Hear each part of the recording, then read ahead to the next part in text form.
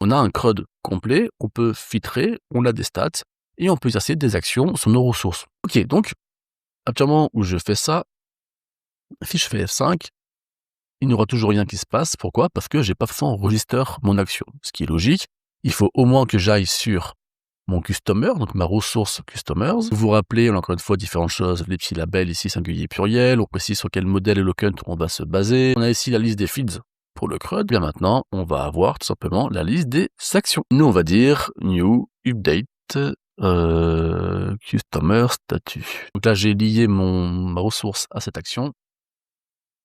Et j'ai bien l'action qui est mise en place. Maintenant, tout ce qu'il me faut, c'est le petit bout de code pour mettre à jour le statut. Le bout de code là, c'est le suivant. Je récupère tous mes modèles ici, je boucle dessus.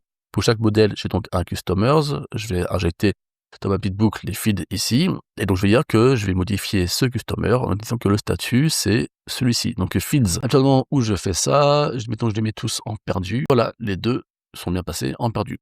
Donc, vous voyez, c'est plutôt simple. Maintenant, il y a aussi un petit peu des petites choses assez intéressantes. Par exemple, on peut faire la chose suivante. Inline, si je ne me trompe pas.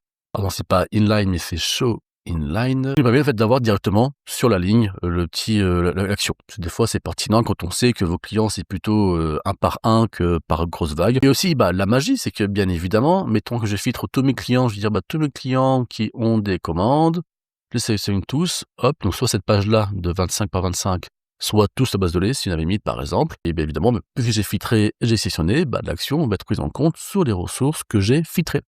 Et donc voilà comment faire ça simplement. Je vais juste vous montrer ici la notion des actions. Et avec ça, d'un coup, encore une fois, vous voyez, c'est quand même assez simple.